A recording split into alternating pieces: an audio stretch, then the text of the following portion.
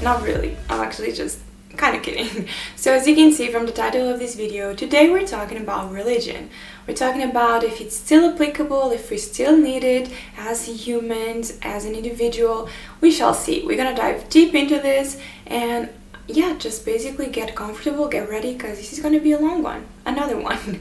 You already know the drill. I'm Monica Martini and this is the video analysis. So before we go any further, I just want to make sure that it's very clear that I'm not defending any type of religion or faith or spirituality or even none. I'm actually just trying to make an analysis, a social analysis from a perspective of like an anthropologist. That's what my goal here. And also because I'm gonna have to get a bit personal and give some examples of experience that I had, I'm gonna be referring a bit more to Christianity more than any other religion, but this will also be mentioned, and all the points that I make about this topic will be actually applicable across the board to any religion. So let's get into it. Chapter 1.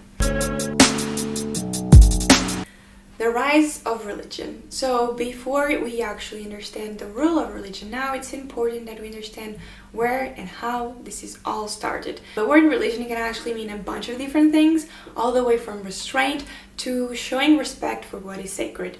And it has been shown, or at least it's estimated, that throughout all history of humankind, there's been no such thing as a time where we didn't have any sort of faith-based system or religion. Gods were a symbol of guidance, of support in the most mundane tasks, and also kind of like an escape, an avoidance, or an actual path to the mystic eternal life. Quickly we noticed that by looking back in history, religion was always very tight linked to politics. So the political power was always very prevalent once you had some religious power or authority or importance. So what today now we call religious figures, back in the day was actually the highest form of authority, of respect.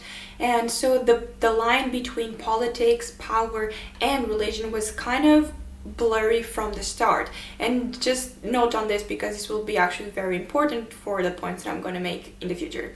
So as a third point that's important to make before we understand what's going on today is that we also assisted to a fall of religion, and this has not been going just now. This started mostly after the Second World War, but also intensified greatly, apparently from 2007 onwards. Actually, I found out that by this date, studies started to have very, very high numbers of people leaving religion. A number of reasons caused this, but I'm gonna just name a few, and I think the most important ones. One of them is clearly fertility. So if you actually notice all the way in, again, this is not exclusive to Christianity, this is actually prevalent in all types of religions, even the ones that are not as famous. And this was to make sure that the religion would still live on through multiple generations.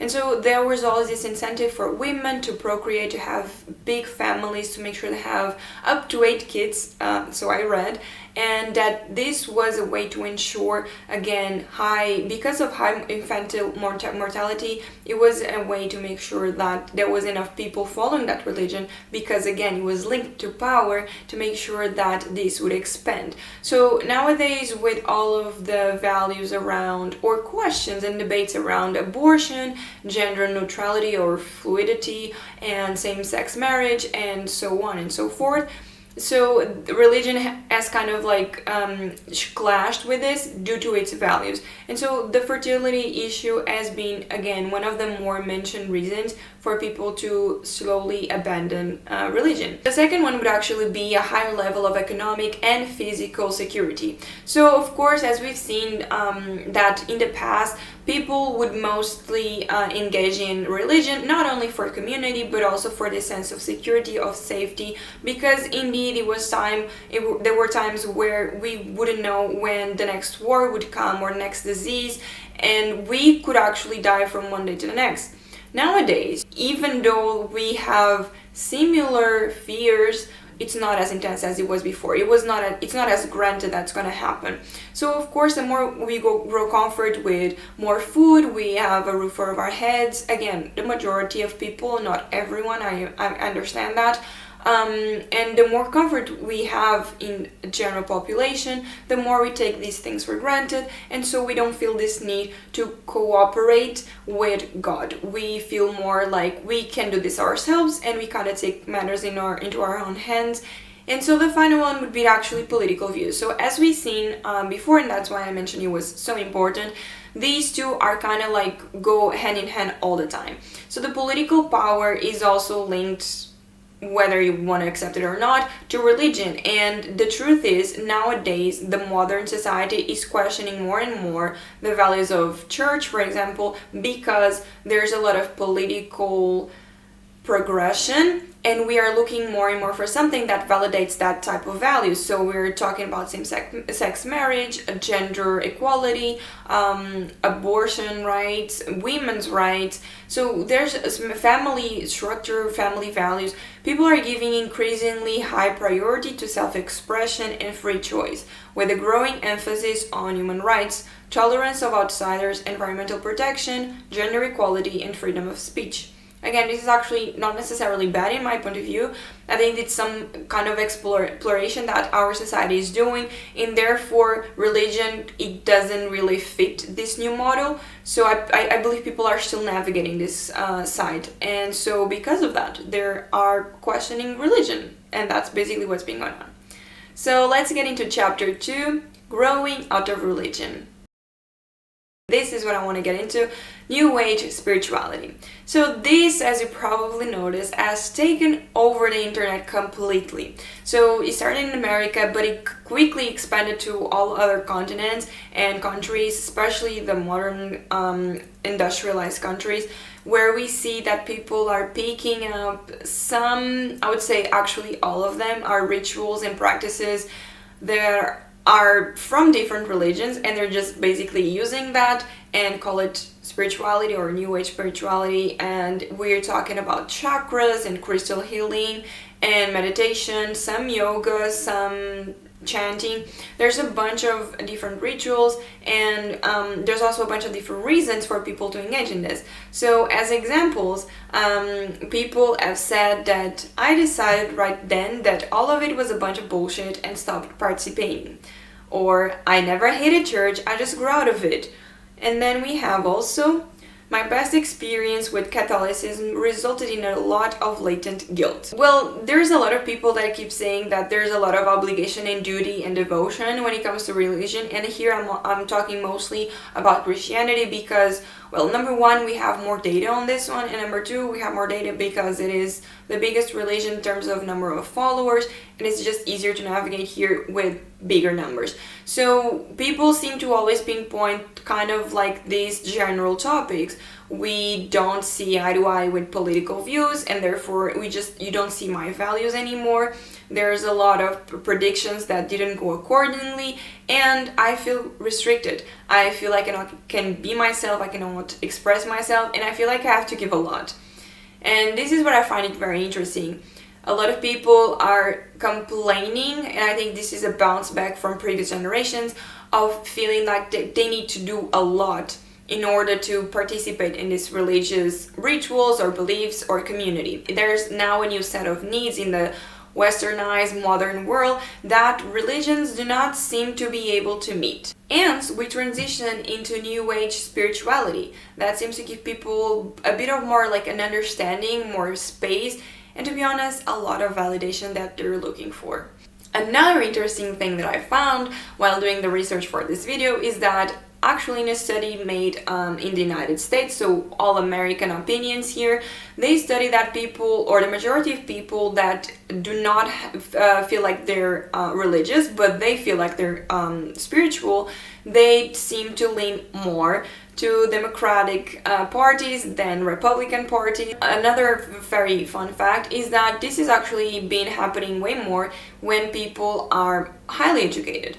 This is the modern generation kind of like saying out loud that the more I know, the more I understand, the more I'm gonna stay away from old thinking and old-fashioned values. Anyways, however, even though this is all happening, there's also this thing that everyone that seems to be doing these studies or seems to be doing the research for this topic finds the same thing, that these new age spiritual people are basically using and taking completely out of context a lot of traditions and a lot of nomenclature and a lot of symbols that come from a bunch of different other religions that already have been established.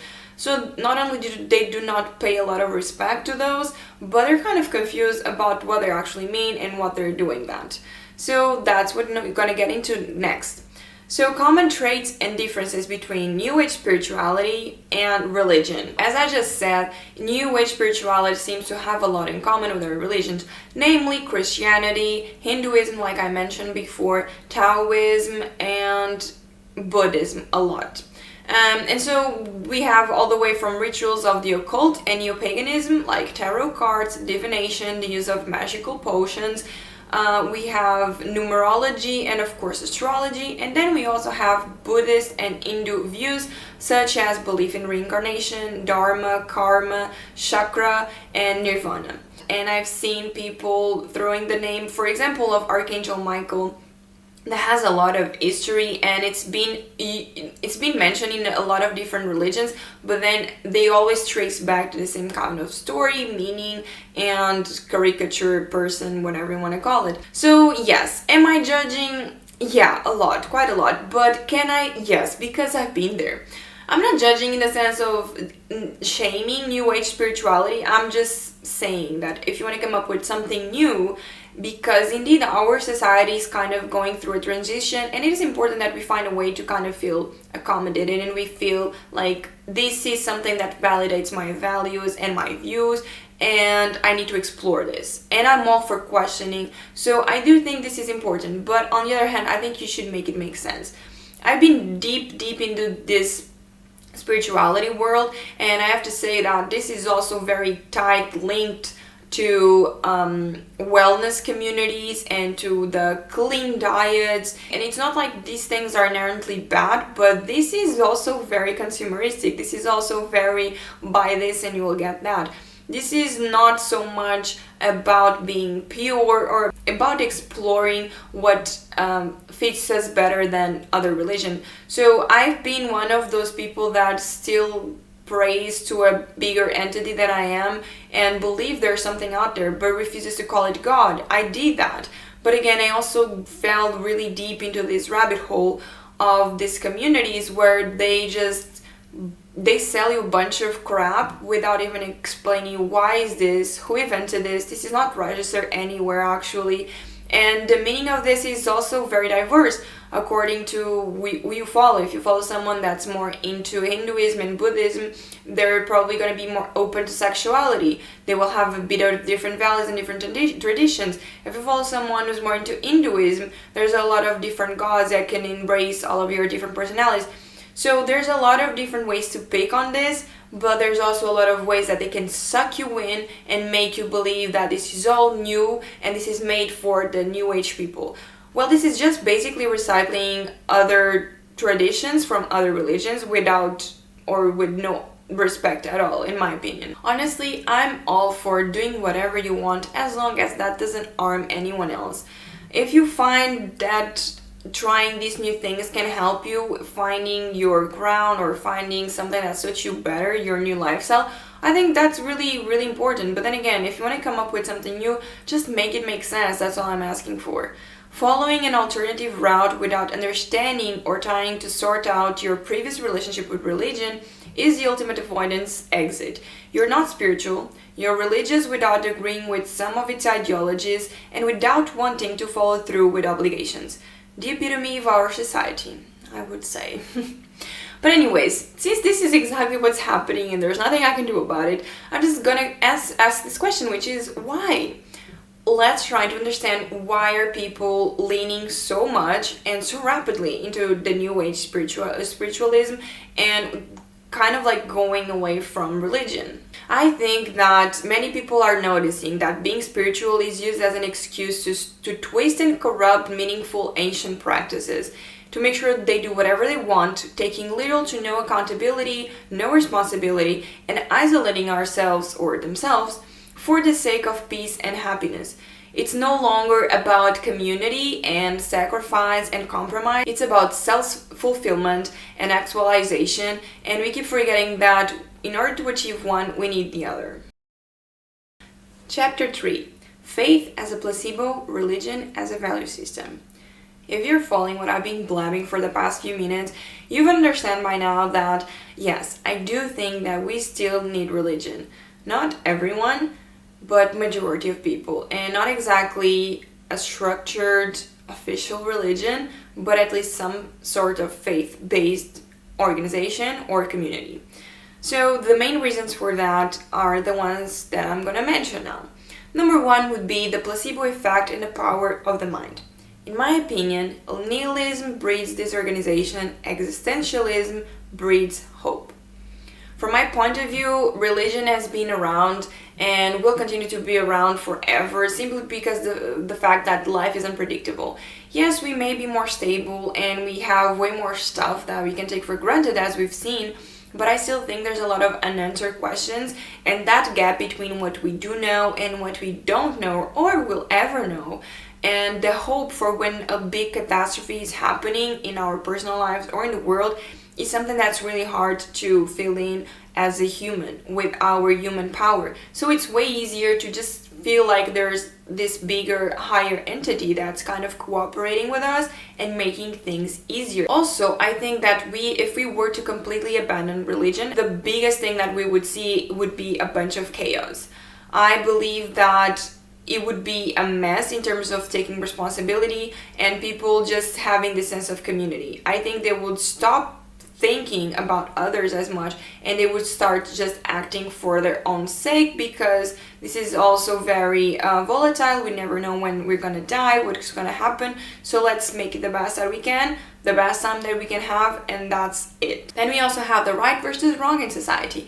We also know that with power that I've mentioned and politics that's so linked to religion, this also comes with right versus wrong, as in the law. We need the law to have an organized society. Religion has been one of the things that if we feel like we have a pact with a higher entity, it kind of makes it easier to obey to it for the greater good, for the sake of just being in good terms with that entity. So this is easier than to just to organize society than just to take on rules from, for example, politicians, that since they are just no better than us and they're just human like us.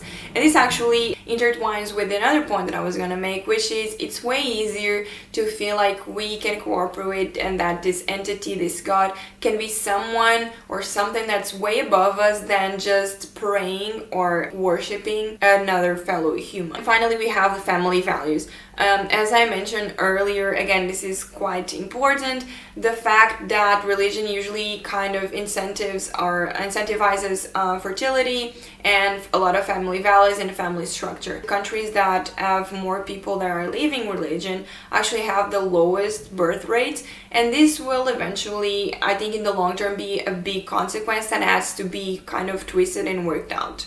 Now, just before the final thoughts, I really think that's important to make sure you understand that I'm not saying this is applicable to everyone.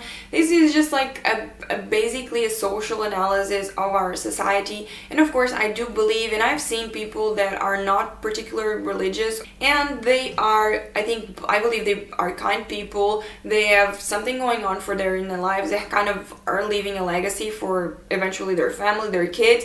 And so you can find something that works for you without religion. I'm not saying it's like necessary. I'm just saying in the majority of people, in the majority of cases, we kind of do need that structure. We kind of do need that faith-based system in order to navigate the hardships of life. So my final thoughts on this would actually be, is this all a political gut response? And I know, hold your horses, because political views are so tied to this that it's kind of hard not to keep talking about it all the time, but I know it can be so annoying. But what I'm just trying to say is, with all that we've learned so far, can we say that society is taking a stand against the beliefs because that they don't align with their new political views anymore?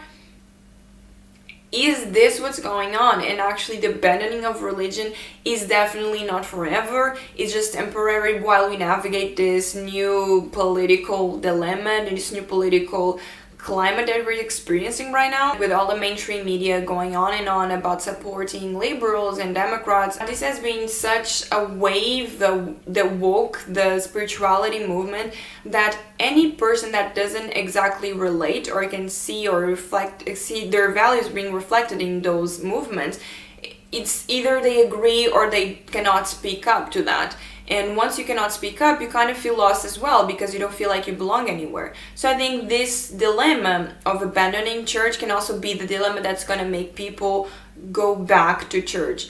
Anyways, the point of this whole video was basically to analyze this from a more zoomed out perspective on what's going on. Where are we heading? Are we completely doomed? I don't know. Comment below, let me know, because I honestly don't know. Everything is changing, to be honest.